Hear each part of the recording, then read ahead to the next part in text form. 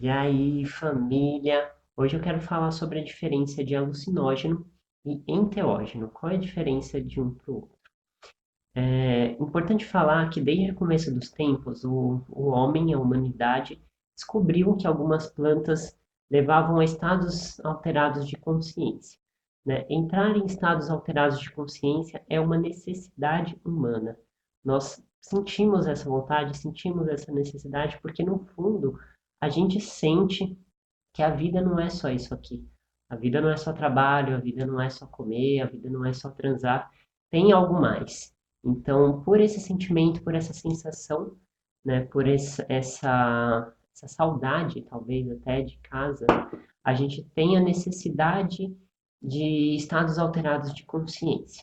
Em algum momento da humanidade, bem lá atrás, antes mesmo da história escrita, ou até mesmo antes de gravuras nas paredes, o homem descobriu que algumas plantas, né, mesmo não cozidas, como os cogumelos, né, que você só precisa morder, elas levam a estados alterados de consciência. E com o passar do tempo, o homem ele foi se tornando cada vez menos conectado com o universo, com a natureza. A gente foi criando instalações artificiais, né, como as casas e a criação do fogo, e a gente foi dominando a natureza e se desconectando dela.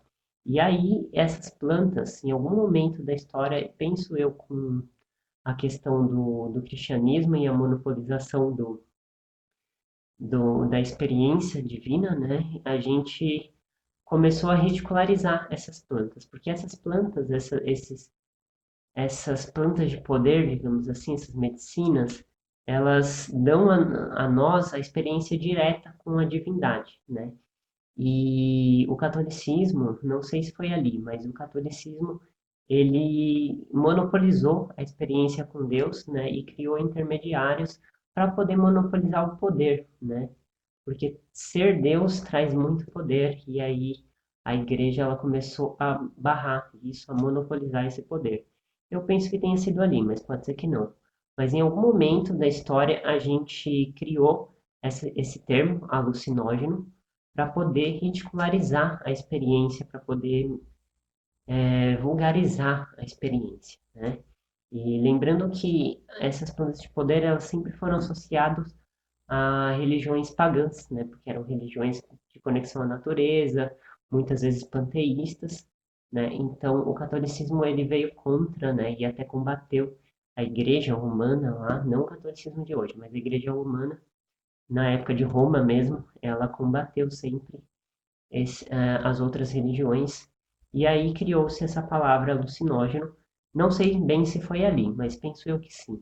Para poder ridicularizar. Alucinógeno significa uma droga que causa alucinações.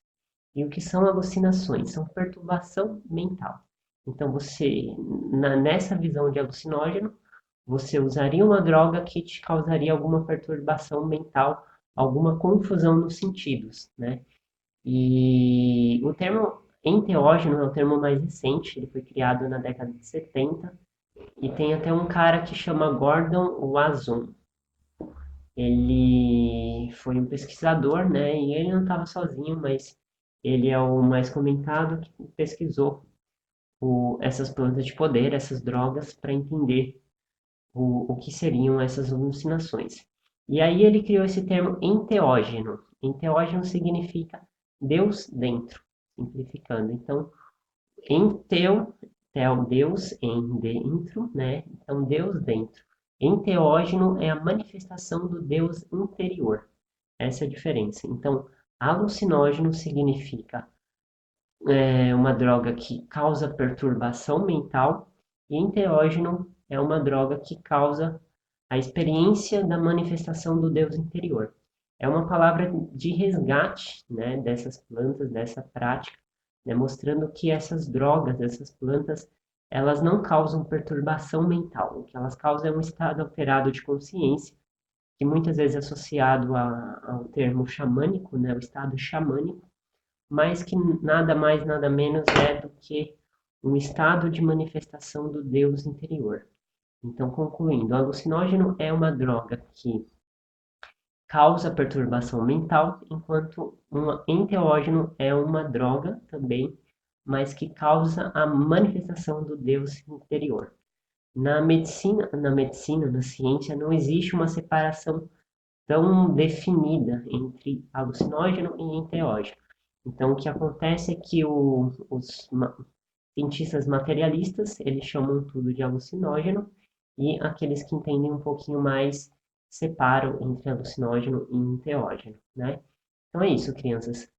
Enteógeno não causa alucinação, né? Isso estudos científicos mostram, não causa o estado de alucinação, não causa perturbação, o que ele causa é um outro estado que não é normal, não é natural, que a gente chama hoje de estado xamânico, né? Um estado de manifestação do Deus interior.